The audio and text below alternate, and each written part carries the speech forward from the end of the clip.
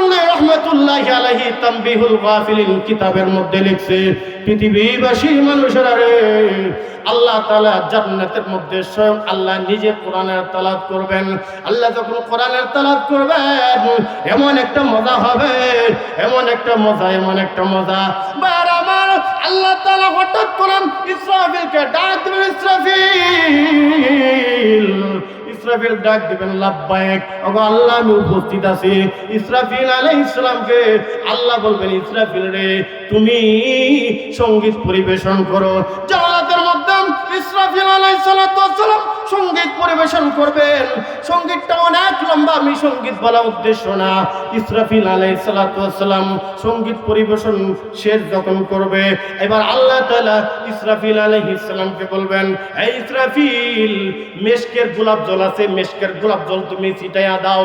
ইসরাফিল আলাইহিস সালাম মেশক এবং জাফরানের গোলাপ জল চতুর্দিকে যখন ছিটাইয়ে দিবে, জান্নাতের পুরোটা মাঠ সুগ্রানে মোহরিত হয়ে যাবে। এমন একটা গ্রান হবে, মানুষগণ বেকুলের মতো হয়ে যাবে। প্রভু, এটা কেমন গ্রান গো? এমন গ্রান আমরা কোনোদিন নেই নাই। প্রভু, এটা কেমন গ্রান? আল্লাহ কোনো কথা বলেন না। এবার আল্লাহ তাআলা দাউদ পয়গম্বরকে ডাক দিবেন, রে দাউদ, আমি আল্লাহ তাআলা তো তোমাকে অনেক কণ্ঠ দিয়েছি। দাউদ আলাইহিস সালামকে আল্লাহ এমন কণ্ঠ দিয়েছে, দাউদ যখন জবর তেলাওয়াত করত, এই দাউদ আলাইহিস সালামের জবরের তেলাওয়াতের কারণে এই যে নদীর মাছ আছে, নদীর মাছ শুনতো। সুবহানাল্লাহ বলেন। এমন করতো দাউদ আলাইহিস সালামের। দাউদ আলাইহিস সালাম আল্লাহর কাছে বলবে, আল্লাহ আমি এখন কি তেলাওয়াত করব? আল্লাহ তাআলা বলেন, রে দাউদ, তুমি আমার কোরআনের সূরা তাহা তুমি তেলাওয়াত করো। দাউদ আলাইহিস সালাম বলবেন, প্রভু, কোরআন তো তোমার নবীর উপর নাযিল হয়েছে, আমার তো সূরা তাহা মুখস্থ নাই। আল্লামা ফখরুদ্দিন রাজি রাহমাতুল্লাহি আলাইহি বলেন, আল্লাহ তাআলা যখন দাউদ পয়গম্বরকে বলবেন সূরা তাহা তেলাওয়াত করার জন্য, সাথে সাথে দাউদ নবী সূরা তাহার হাফেজ হয়ে যাবে। সূরা তাহার হাফেজ হয়ে যাবে। দাউদ আলাইহিস সালাম এবার তেলাওয়াত শুরু করবেন, তাহা মা আনজালনা আলাইকাল কুরআন লিতাশকা।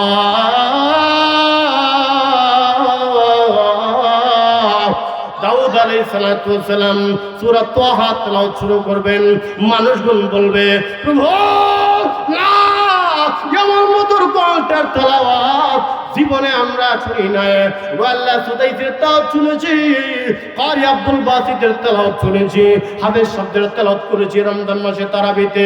প্রভু, দাউদ নবীর যে এমন কণ্ঠ, আল্লাহ এমন কণ্ঠের তেলাওয়াত কখনো শুনি নাই। আল্লাহ তাআলা বলেন, এ দাউদ নবী, তেলাওয়াত স্টপ করে দাও। দাউদ আলাইহিস সালাম তেলাওয়াত স্টপ করে দিবে। এবার আমাদের নবী মুহাম্মদুর রাসূলুল্লাহ সাল্লাল্লাহু আলাইহি ওয়াসাল্লামকে আল্লাহ ডাক দিবেন। সুবহানাল্লাহ বলেন। প্রধান অতিথি, আজকের মজলিসের প্রধান অতিথি হইল আপনি নবী মুহাম্মদুর রাসূলুল্লাহ। আল্লাহু আকবার বলেন। আর একটু জোরে বলেন, আল্লাহু আকবার। প্রধান অতিথি, আজকের মজলিসের, আজকের মাহফিলের মূল আকর্ষণ হলেন আপনি নবী গো। উহুদের যুদ্ধের মধ্যে আপনার দান মুবারক শহীদ হয়েছে। ইয়া রাসূলুল্লাহ, ইয়া হাবিবাল্লাহ, তায়েফের ময়দানে আপনার দেহ মুবারক থেকে রক্ত ঝরেছে কোরআনের জন্য। আমি আল্লাহ আপনার উপর কোরআন নাযিল করেছি নবী গো। যে কোরআন আমি আপনার উপর নাযিল করেছি, ওগো নবীজি, আপনার কোটি কোটি উম্মত আছে, তারা কিন্তু আপনার তেলাওয়াত শুনে নাই। নবী গো, আজকে আপনি তেলাওয়াত করুন। নবীজি বলবেন, প্রভু গো, আজকে আমি কি তেলাওয়াত করব? আল্লাহ তাআলা ডাক দেবেন, নবী আপনি তেলাওয়াত শুরু করুন কোরআনের সূরা ইয়াসিন। সুবহানাল্লাহ বলেন। আর একটু জোরে বলেন, সুবহানাল্লাহ। সাথে সাথে আমার নবী তেলাওয়াত শুরু করে দিবেন, ইয়াসিন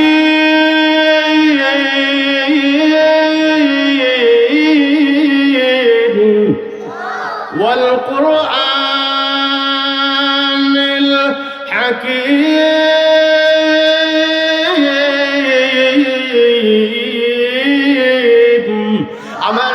কোরআনের তেলাওয়াত শুরু করবে। এমন মজা, এমন মজা, এমন মজা আমার নবীর তেলাওয়াতের মধ্যে। সাথে সাথে লোকেরা বলবে, প্রভু দাওয়াত নবীও তো তেলাওয়াত করেছে, বিশ্ব নবীও তো তেলাওয়াত করতেছে। ওগো আল্লাহ, এমন মধুর কণ্ঠ জীবনে শুনি নাই। আল্লাহ গো, দাওয়াত নবীর কণ্ঠ আমাদের নবীর সাথে তুলনায় হতে পারে না। ওগো আল্লাহ, এমন মজার কণ্ঠ জীবনে শুনি নাই। আমার নবীর তেলাওয়াত করতে থাকবে, তেলাওয়াত করতে থাকবে, তেলাওয়াত করতে করতে আমার নবী লাগাতার 40,000 বছর তেলাওয়াত করবে। আরেকটু আস্তে কোন বিরাইতে হুন্না লাইব।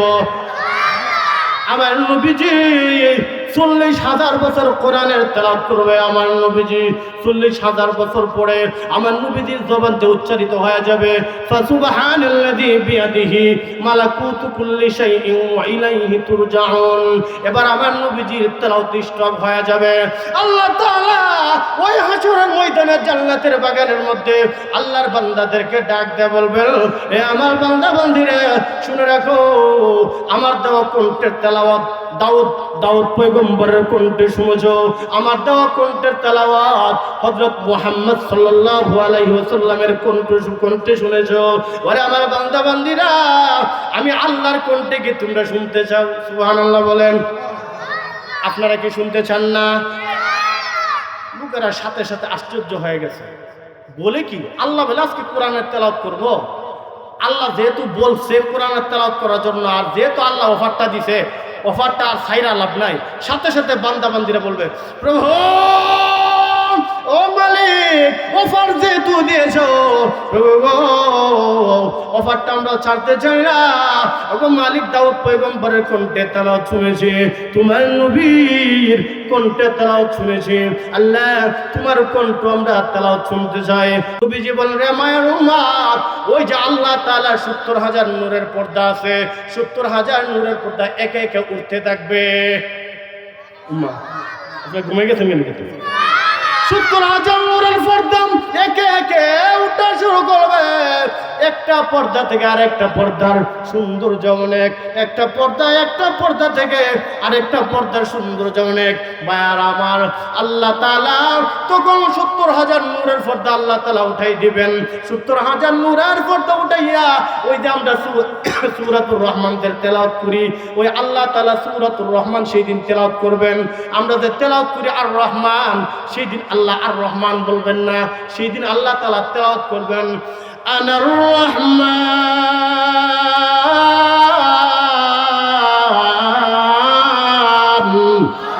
আল্লামাল কুরআন। আমার আল্লাহ তাআলা সূরাতুর রহমান তেলাওয়াত করবেন। এমন মজা মানুষগণ বেকুল হয়ে যাবে, পাগলের মতো হয়ে যাবে। প্রভু এমন মজার কণ্ঠ, এমন মধুর কণ্ঠ জিন্দেগিতে শুনি নাই। প্রভু গো, আরেকটু তেলাওয়াত করুন, আরেকটু তেলাওয়াত করুন। মানুষগণ আল্লাহর দিকে তাকায় আছে, আল্লাহ এমন সুন্দর, এমন সুন্দর। হঠাৎ করে মানুষদের সামনে পর্দা পড়ে যাবে, মানুষগণ দিশাহারা হয়ে যাবে। প্রভু কে দেখলাম বিজলি যেইভাবে, দিনের বিজলি যেইভাবে দে, সামান্য পরিমাণ বিজলি আমাদের সামনে দেখাইলেন। প্রভু গো, আরেকটু তোমাকে দেখি, আরেকটু কোরআনের তেলাওয়াত আমরা শুনি। আল্লাহ তাআলা সেদিন বলবেন, বান্দা বান্দিরা রে, তোমরা কি জানো আমি আল্লাহকে কতদিন লাগাতারে দেখেছো? না গো আল্লাহ, আমাদের কাছে তো মনে হচ্ছে দিনে বিজলি দিলে যতটুকু সময় অতটুকু সময় দেখেছি। আল্লাহ বলবেন, না ও বান্দা বান্দিরা, এই এত অল্প সময় আমাকে দেখুনি, তাই না গো আল্লাহ, কতটুকু সময় দেখেছি। আল্লাহ তাআলা বলেন, বান্দা বান্দিরা রে, আমি আল্লাহ তাআলাকে লাগাতারে 70,000 বছর দেখেছো। লাগাতারে 70,000 বছর দেখেছো। চিন্তা করেন সেই দিন আল্লাহ কেমন সুন্দর হবেন, আল্লাহর কোরআনের তেলাওয়াতটা কত মজা হবে। এই জন্য কোরআনের তেলাওয়াত যদি কেউ করে, অটোমেটিক মানুষের দিল চেঞ্জ হয়ে যায়। 1 নম্বর, সহি শুদ্ধভাবে আপনি নিজে কোরআনের তেলাওয়াত করবেন এবং অপরকে কোরআনের তেলাওয়াত শিখাইবেন।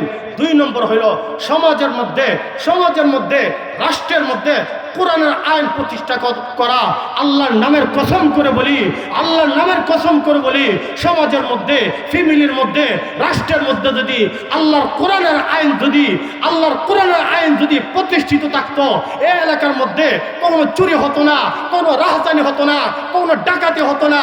এই যে গতকাল ওমরের মতো সৈনিক আমাদের প্রাণপ্রিয় হাদি ভাই যে পৃথিবী থেকে বিদায় হয়ে গেছে, আমাদের হাদি ভাই পৃথিবী থেকে বিদায় হইতো না, ঠিক কিনা? যদি কোরআনের আইন যদি দেশের মধ্যে যদি প্রচলিত থাকতো, প্রচলিত নাই, এই জন্য খুন খারাপি হয়। একটা পাখির দাম আছে, মানুষের দাম নাই। পেঁয়াজের দাম আছে, মানুষের দাম নাই। মাছের দাম আছে, মানুষের দাম নাই। মিনিটে মিনিটে বিদ্যুৎ নেওয়া যাবে কেন? কোরআনের সমাজের মধ্যে কোরআন প্রতিষ্ঠিত নাই, সমাজের মধ্যে কোরআনের আইন নাই। সমাজের মধ্যে যদি কোরআনের আইন থাকতো, সমাজের মধ্যে কোরআনের আইন অনুযায়ী যদি সমাজ চলতো, আল্লাহর নামের কসম, সমাজটা একেবারে শান্তিময় সমাজ হয়ে যেত। নবীজির যুগের যে সমাজটা ছিল, হুবহু এই সমাজটা এই যুগে হয়ে যেত যদি সামাজিকভাবে, রাষ্ট্রীয়ভাবে কোরআনের আইন যদি হইতো। আর যদি কোরআনের আইন যদি না হয়, চাঁদাবাজি। ও দেশের বাইরে বল না কোথায় যাই রে, একটু শান্তি বলো কোথায় গিয়ে পাই রে। চারিদিকে শুনি শুধু নাই কিছু নাই রে, ও দেশের বাইরে বল না কোথায় যাই রে, একটু শান্তি বলো কোথায় গিয়ে পাই রে। জোরে জোরে, ও দেশের বাইরে বল না কোথায় যাই রে, একটু শান্তি বলো কোথায় গিয়ে পাই রে। পানির কলে পানি নাই, তাতে কি আসে যাই, বিদ্যুতের খবর নাই, উন্নতির জোয়ার বয়ে, ঠিক কিনা? পানির কলে পানি নাই, তাতে কি আসে যাই, বিদ্যুতের খবর নাই, উন্নতির জোয়ার বয়ে। সে জোয়ারে বেশে বেশে দেশটা গেল গোল্লায় রে, ঠিক কিনা? দেশের ভাই রে বল না কোথায় যাই রে, একটু শান্তি বলো কোথায় গিয়ে পাই রে। ও দেশের ভাই রে বল না কোথায় যাই রে, একটু শান্তি বলো কোথায় গিয়ে পাই রে। আইনের শাসন নাই, অস্ত্রের অভাব নাই, ফোন করে ল্যাংড়া বাবু রাতারাতি ছাড়াও পায়, ঠিক কিনা? আইনের শাসন নাই, অস্ত্রের অভাব নাই, ফোন করে ল্যাংড়া বাবু রাতারাতি ছাড়াও পায়। বিচারপতির বেতন আছে, বিচার কোথাও নাই রে, ঠিক কিনা? বিচারপতির বেতন আছে, বিচার কোথাও নাই রে। ও দেশের ভাই রে বল না কোথায় যাই রে, একটু শান্তি বলো কোথায় গিয়ে পাই রে। ও দেশের ভাই রে বল না কোথায় যাই রে, একটু শান্তি বলো কোথায় গিয়ে পাই রে। পাম্পে তেল নাই, আমাগো বেল নাই, ঠিক কিনা? পাম্পে তেল নাই, আমাগো বেল নাই, কুয়ারও জায়গা নাই, শুয়ারও কায়দা নাই। শান্তি পেতে হলে কোরআনের পথে আয় রে, ও দেশের বাইরে বল না কোথায় যাই রে, একটু শান্তি বলো কোথায় গিয়ে পায় রে। ও দেশের ভাইরে বল না কোথায় যাই রে, একটু শান্তি বলো কোথায় গিয়ে পায় রে। শান্তি পেতে হলে দিনের পথে আয় রে, ও দেশের ভাইরে বল না কোথায় যাই রে, একটু শান্তি বলো কোথায় গিয়ে পায় রে।